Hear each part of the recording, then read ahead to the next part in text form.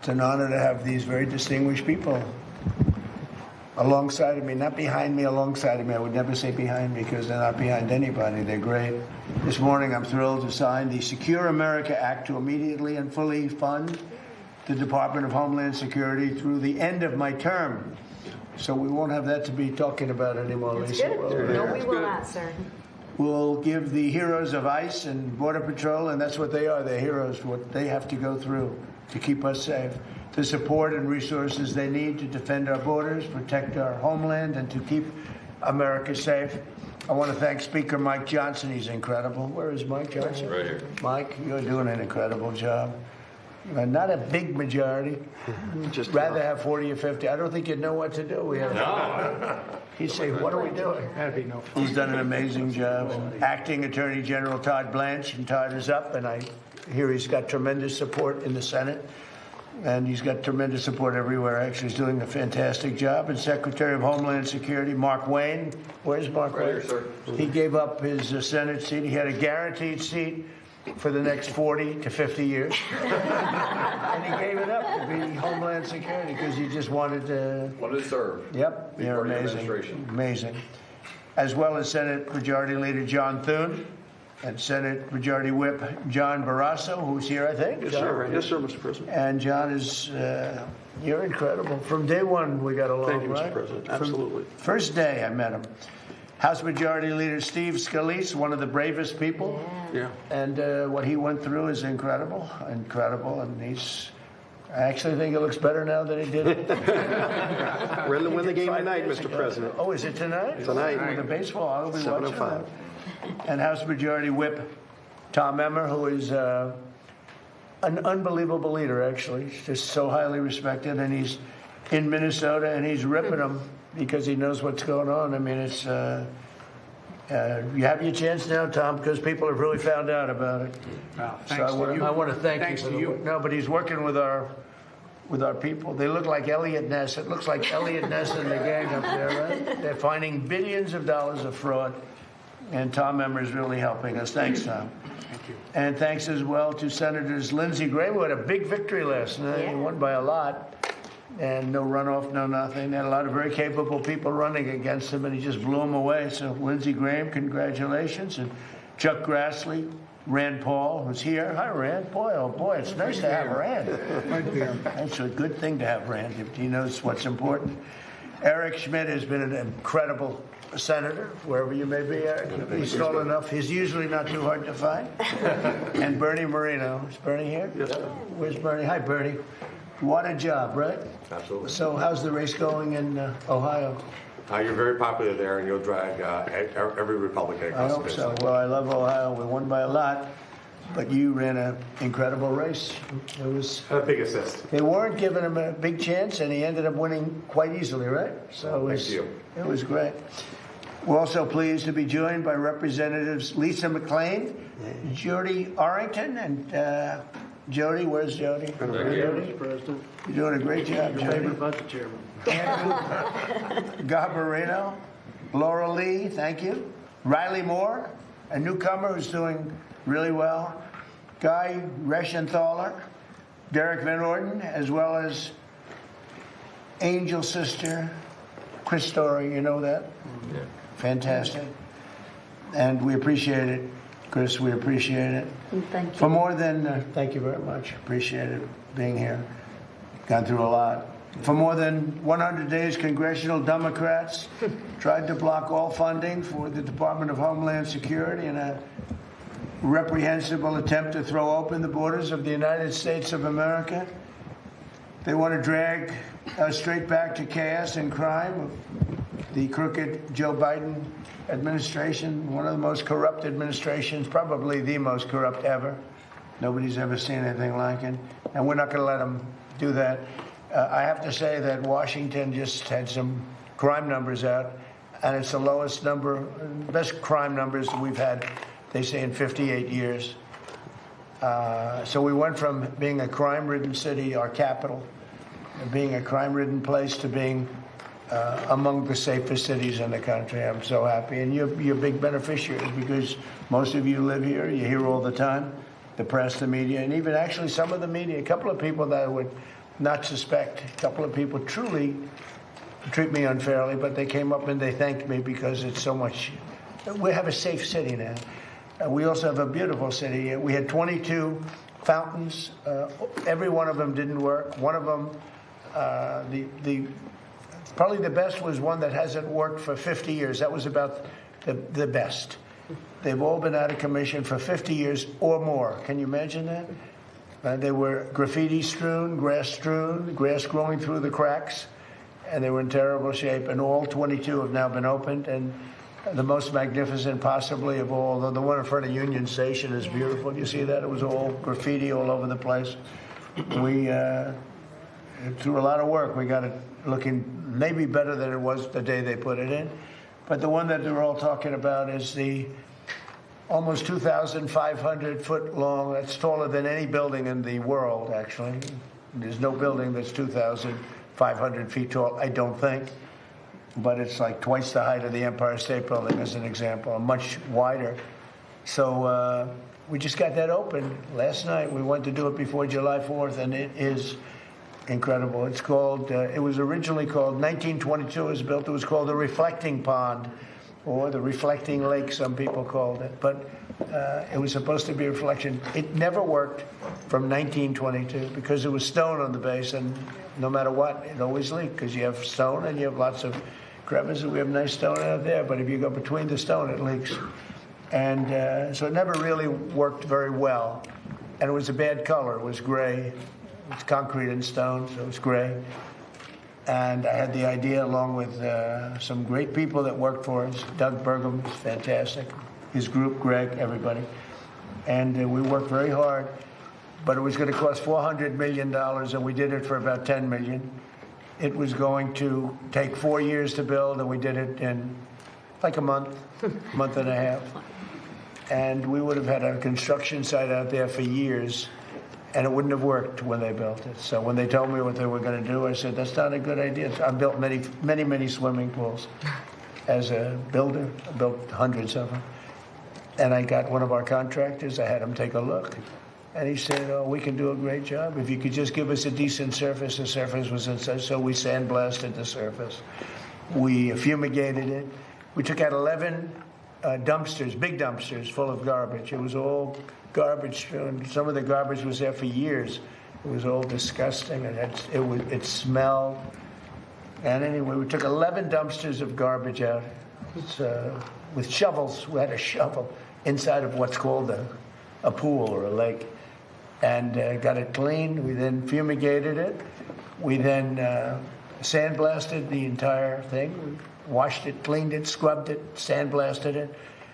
Then we gave it a test. Then we rinsed it out, and we gave them a beautiful surface. And then they put a swimming pool topping, but industrial strength. It's industrial strength. It's used for tanks and lots of other things to hold water. And we worked out the ratios of expansion and contraction because, believe it or not, when you have something that's 2,500 feet long, there's tremendous expansion. And who would think of this? Only person that does it, like me. And they have a lot of expansion and contraction. So when we're putting the surface down, would leave areas that can expand and contract a little bit because it expands over 1.5 feet. Can you believe it? So I would have ripped it apart. So we left areas of expansion and contraction. We were testing it for 3 weeks, 4 weeks. It works great. And we just opened it last night, and people are going wild over it. So it was going to cost $400 million, and we did it for 10, probably 10 if you take away a couple of things. We did a much bigger job than originally planned because once we put that in, it looked so good. The sidewalks outside didn't look good anymore. They looked like they were in good shape. But when you do something new in this business, you do something new, the thing that you thought were good, you save it. So we ended up sandblasting, steam cleaning and sandblasting the sidewalks around it. And we had a lot of areas that were in bad shape. We had to fix them. We patched them, and you can't even see the patch. We have granite surrounding the pool, and the granite's great, but it was filthy, dirty, disgusting.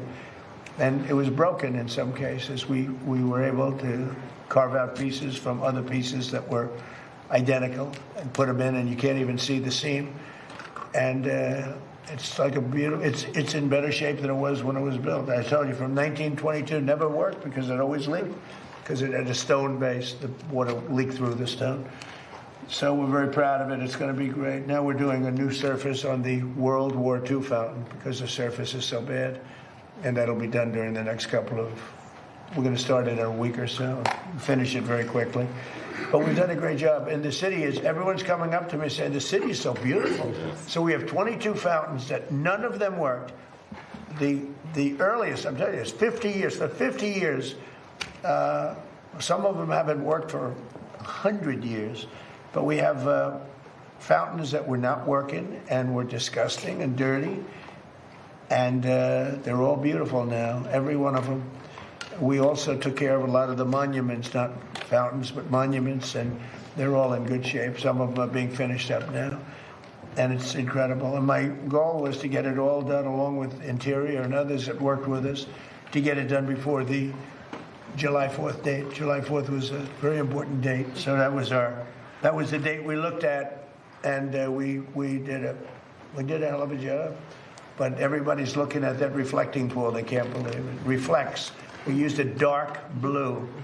It's called American flag blue. I wanted to go light, but they said, sir, light doesn't reflect. And light shows leaves and garbage, if garbage. One man said, sir, when you leave, it'll be strewn with garbage again. And you don't want that. See, when I'm here, it'll be perfect. But when I leave, I said, you're right about that. You're probably right, depending on who's president or who's running it. But it's really beautiful. It's something for you to see. It's incredible. It's the longest pool in the world by 3 or 4 times. It's really pretty amazing. That's where Martin Luther King made his great speech. And they say he had 1 million people. And I made a speech there for July 4th a few years ago. And they said, and I was packed. And they said I had 25,000 people. They said he had 1 million. But when you look at the picture, I said, well, wait, the people were even tighter at mine. I had more people than him, but they said I had 25,000 and he had 1 million. But I'm not going to argue with Martin Luther King because I don't know.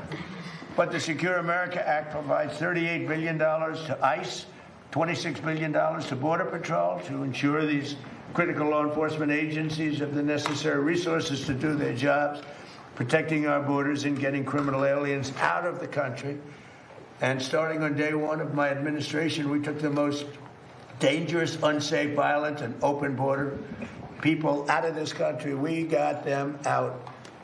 I'll give you an example. In Washington, over 5, I don't even know if you know this, it's not just policing. You have criminals, you have career criminals. There's nothing you can do to make them nice. They're tough people, they're bad people. Some of them had records, 22, 23, one had 28 arrests and rough arrests for murder. And we took out almost 5,000 people out of Washington, D.C. And if you remember, so 2% of the people create 91% of the crime. When you hear that number, it's great. I love that number because you can handle 2%. That's right. If it's 91, create 91. That's no good. Too many people. But 2% of the people. And we took 5,000, almost 5,000 people out of Washington, D.C. They'll never come back.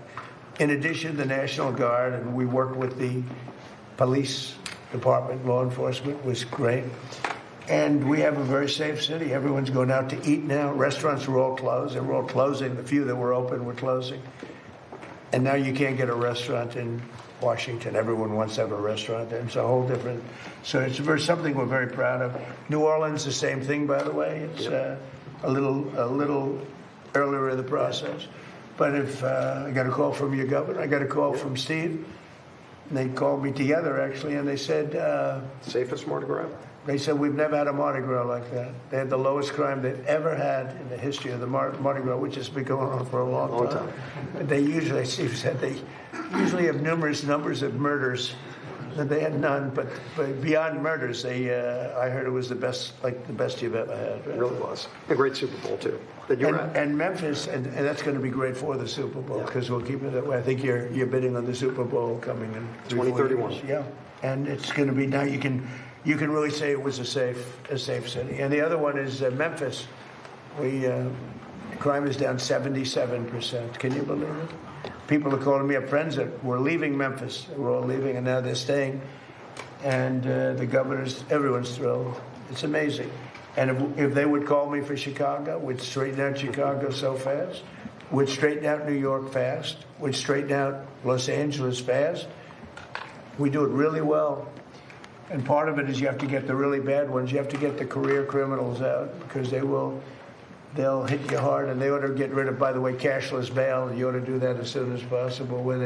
Mark Wayne? That's right. Where they walk in, they commit a crime, they go out, in the afternoon they commit another crime. And sometimes those crimes are murder. Right back on the street. That's right. Cashless, I'll tell you what, cashless bail was a tremendous help to criminals. It's one of the greatest things that ever happened to a criminal. And they ought to end it. In every city, they ought to end it. Chicago, New York, LA, they ought to end it. Starting on day one of my administration, we took the most dangerous, unsafe, violent open border in the world. We had the most unsafe border, I believe, anywhere in the world. And the numbers came out 2 days ago that for 11 months, not one person came into our country illegally through the southern border. We had 25 million people come in over a 4-year period. We have it good, and nobody tries to come in. All the caravans, I came up with the name caravan. It was 30, and they'd pour through the border. You've seen the scenes where they're knocking over the fences. A very, very bad, very dangerous situation. We don't have them anymore because they know they can't get through. So when they know they can't get through, they don't come. And a lot of lives are saved. Women were being raped on the journey up. They were being raped in numbers. 25, 30% were being raped coming up. You don't have that anymore because they don't come up in caravans anymore because they know they're not going to get through. So starting on day one, we took the most dangerous and unsafe, violent, open border in the world, and we created the most secure border anywhere in our country, probably one of the most in the world. I believe it was the most insecure and unsecure border anywhere in the world because there's no country, even a third world country, that has a situation like that where you'd have criminals just walk across totally unchecked. They had it wasn't Biden, he didn't know what the hell was going on. It was people that are radical left lunatics who were very smart, very violent, very vicious, politically vicious. And they allowed this open border policy where millions of people came into our country, unchecked, unvetted, people from jails, drug dealers, people from mental institutions. Jails and mental institutions from all over the world were emptied out into our country. And we've got a lot of them out. We have a ways to go. It's very tough with the courts because the judges have been very terrible. They've been terrible. Very sad. But we're fighting our way through it. We have made this in fact, we've made it a country that, as you saw last month, they said we had the lowest murder rate that we've had in 125 years. Think of that. And that's despite the fact, because we got a lot out, but we do have more. We had 11,888 people come into our country who committed a murder. 50%, more than 50%, created more than one murder. Think of that. So you had people coming, I think seven murders. We allowed them into the country. We got most of them out. In the last 12 months, 0 illegal aliens have been admitted into the United States. We cut the flow of fentanyl across our border by almost 60%. Think of that. And by the way, coming in by sea, 97%. And we're looking for the 3% because we think they're among the bravest people. We cut them down, right, Mark? Yes. We cut it down 97%. And now I hate to tell this to Mexico, but we're now focused on coming in by land because the sea was tougher. A lot was coming in by sea, a much bigger percentage than anyone would know was safer for them. It used to be said not safe anymore. But with 97% down coming in by sea, by ocean, by water, and you see what happens to them, and they don't do it a second time. They were totally unchecked. When they did capture somebody, they'd bring them in, they'd book them, and then let them go, and they'd go, and they'd be back on their boat the following night. So we're doing a great job. In the last 12 months, the numbers have changed in this country like nobody's ever seen before, but 0 illegal aliens have been admitted. And that's made by largely Democrat people. Those lists are made. And I find it hard to believe when I say 0. There must have been some, but they say 0, and it's very close to 0. It's hard to believe. You look, they used to have that certain areas on the other side of the wall. I built over 1,000 miles of wall. Without the wall, you couldn't do it. But I built over 1,000 miles of wall. We're building more now in certain areas where you need it. But nobody's ever seen anything like this. They had plazas where you'd have thousands of people standing in those plazas. They actually made them out of concrete because the land was so disgusting and dirty, and it was so muddy and horrible. So they put massive concrete plazas on the other side for people to wait getting in. There's nobody on them. There's nobody. They took a picture this morning. There was nobody on any of the plazas. They have 4 of them, big ones, where they come and stand by the thousands. There was nobody on the plaza, so it's really amazing. I want to speak about it in my speeches. I made a speech last week, which is really wonderful. Wisconsin. That's right. And I wanted to speak about the great job I've done on the border. And my people said, "Sir, nobody cares about that." I said, "What do you mean?" I got elected on that twice, actually, because I got elected the first time, 2016, and after I left, it became horrible. Second time was far worse. What it was in 2024, it was so bad, far worse than 2016. 2016 was like a pleasure trip by comparison to what it became. It became worst in the history of the world. I don't think there's ever been a border where 25 million people came across, all unchecked and unvetted. You can never let that happen. We can never let that happen, what happened to our country again, because no country can stand it. No country could have withstood what these people. We had a border czar who never saw the border. We had a border czar who never once, the people that were giving good paychecks to. They never called up ICE. They never called up the Border Patrol, who are phenomenal people, by the way. She never once called them. She was the border czar for 4 years, almost 4 years, and she never went to the border, and she never called up. I used to call them all the time, Paul, Brandon. I used to call them all the time and say, "Hi, how we doing on the border?" "Sir, we're doing okay." But they're great people, amazing people. She never called them. We had the worst border, I think, of any country in history. No third world country would allow people to come into their country like that. So the bill provides crucial funding for domestic law enforcement investigations and combating child exploitation, continuing our work to restore law and order across our nation and to protect America's youth. We're so proud. We're so proud of Washington, D.C. and the National Guard, the job they've done. And we've worked with the Capitol Policing. They're great people. I've gotten to know so many of them. Very simply, the radical left Democrats, and I'm going to use that term a lot because they're dumb. I mean, who wants open borders? Who wants transgender mutilization of your child? Who wants that?